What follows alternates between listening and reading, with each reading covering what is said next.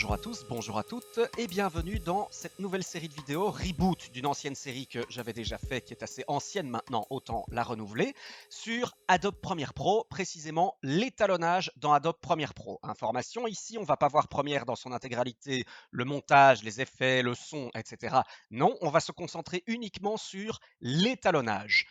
C'est pour ça qu'il vous faudra certains prérequis. Il vous faudra évidemment les bases de Premiere, savoir comment appliquer un effet, savoir comment monter, savoir comment gérer l'interface. Il vous faudra également aussi les bases en étalonnage, savoir par exemple ce que c'est qu'une roue chromatique, savoir comment ça fonctionne, savoir également décoder des scopes. Pour cela, je vous invite à aller lire mon initiation complète sur mon site aux bases de l'étalonnage. Je vous mets la fiche et le lien est en description. Voici.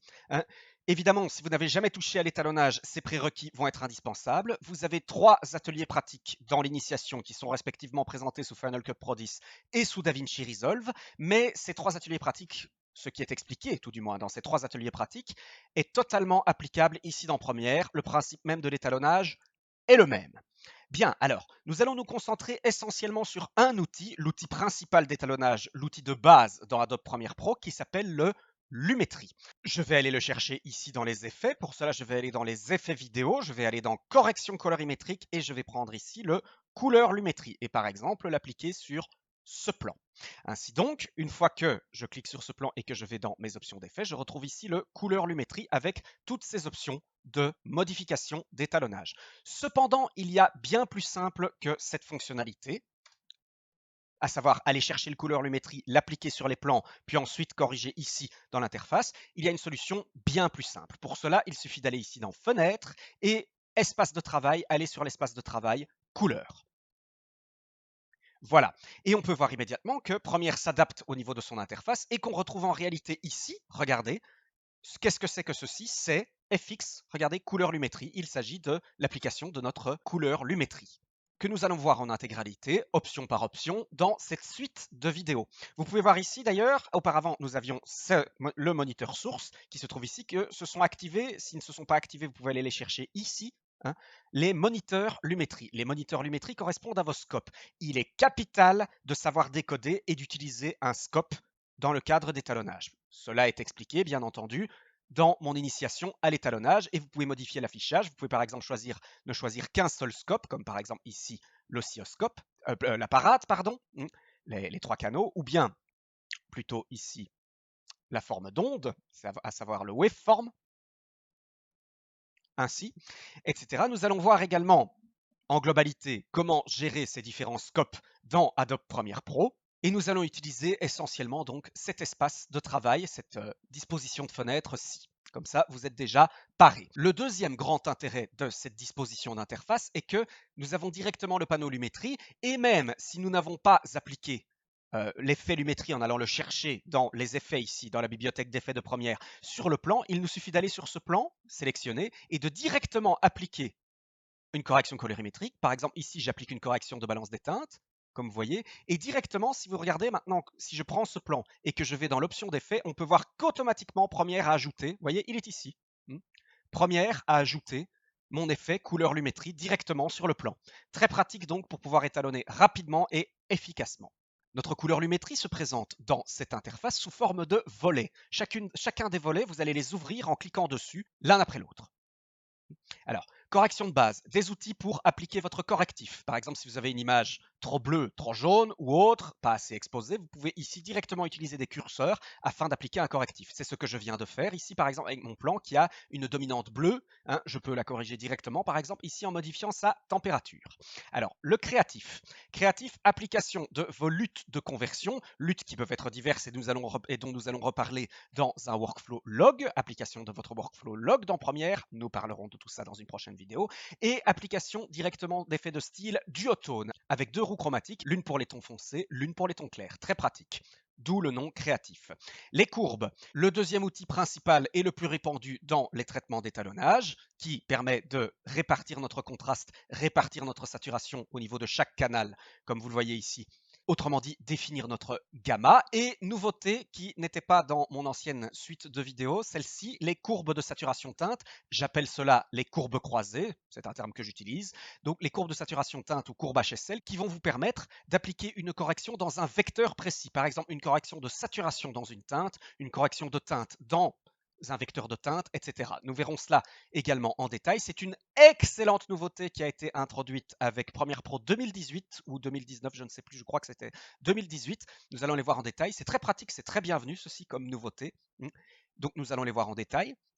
Les roues chromatiques, ce que j'utilise à titre personnel le plus souvent, les roues chromatiques, le classique tritone, comme on appelle ça, dans chacune des trois références, des trois niveaux de luminance référents, les basses, les hautes et les moyennes, donc ce qui correspond, ceux qui viennent de Resolve, à lift, gamma et gain. Et encore une nouveauté des versions récentes de Premiere Pro, celle-ci je crois que ça a été ajouté sur 2019, je ne suis pas sûr, c'est 2019 ou 2018, je ne suis pas sûr. En tout cas, ceci n'était pas là lors de mon ancienne suite de vidéos.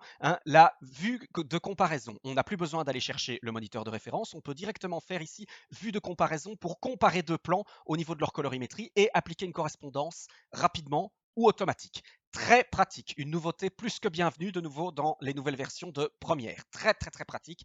Le Lumetri s'enrichit encore. Bravo Adobe pour ceci. Voilà.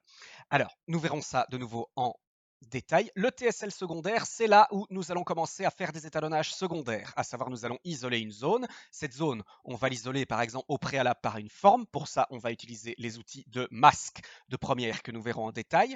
Et nous allons ici pouvoir créer un masque de couleur. Sélectionner une zone de saturation, une zone de teinte, une zone de luminance précise. C'est pour ça qu'on appelle ça TSL pour teinte, saturation, luminance. Nous allons pouvoir ici définir une tonalité à isoler, celle sur laquelle nous allons appliquer notre correction, en HSG, Height Saturation Gamma, donc quelle teinte, quelle saturation, quelle luminance. On retrouve également ici des vecteurs précis.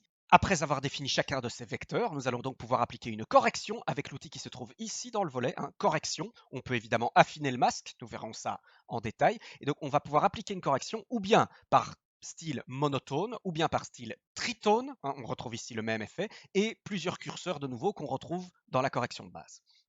Voilà. Enfin, la vignette qui vous permettra donc d'assombrir ou éclairer les éventuels contours. Nous verrons encore des applications pratiques de cette vignette au fur et à mesure de la suite des vidéos. Bien. Alors, pour cette suite de vidéos consacrée à l'étalonnage dans Adobe Premiere Pro, nous allons voir deux types de projets. Nous allons voir un documentaire, mon documentaire, Écaille montante, ici, qui a été tourné nativement en Rec 709.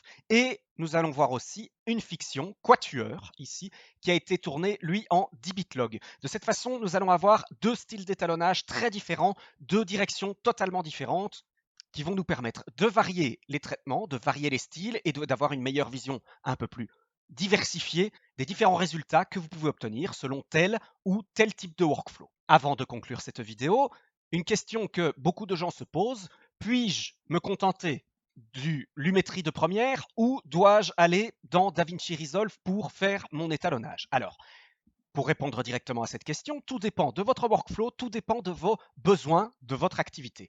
Si je prends exemple sur moi, je suis étalonneur. Le Lumetri ne me suffirait pas. Je ne pourrais pas être satisfait 100% par les outils que propose Adobe pour mon travail d'étalonnage. Vous-même, si par exemple vous êtes réalisateur-monteur, que vous avez fait un court-métrage de fiction, comme par exemple Quatuor ici, et que vous tenez à donner un style très poussé, aller très loin en termes d'image, d'image de fiction, à ce moment, il peut être plus intéressant d'envoyer votre séquence vers DaVinci si vous consacrez par exemple une semaine ou peut-être 2 semaines d'étalonnage. Enfin, c'est beaucoup 2 semaines pour un court-métrage en étalonnage, mais soit vous consacrez toute une partie d'étalonnage. En revanche, je sais que beaucoup d'utilisateurs de Premiere sont ou bien des vidéastes indépendants, par exemple des youtubeurs, ou bien même des cadreurs-monteurs qui travaillent pour les news, pour les reportages. On retrouve beaucoup le logiciel en industrie, notamment dans les chaînes de télévision.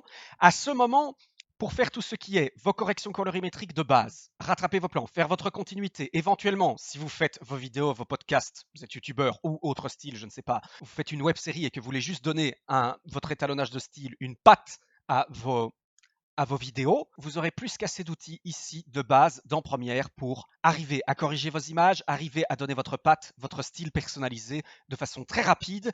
Passer votre séquence dans DaVinci Resolve sera vous compliquer la vie pour rien. Vous aurez beaucoup plus facile à utiliser ici directement les outils de Premiere Pro.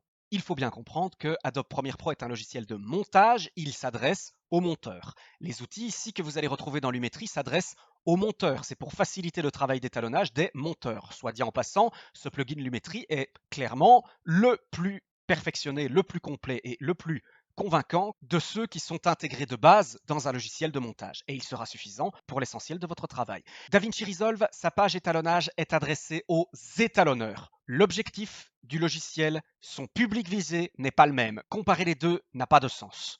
Lumetri va s'adresser aux monteurs Premiere pour pouvoir facilement faire leur correction colorimétrique déjà avancée, un étalonnage déjà très convaincant, et il vous suffira, si vous êtes cadreur-monteur, si vous êtes vidéaste indépendant, plus que largement, ce sera inutile d'envoyer votre séquence vers DaVinci Resolve.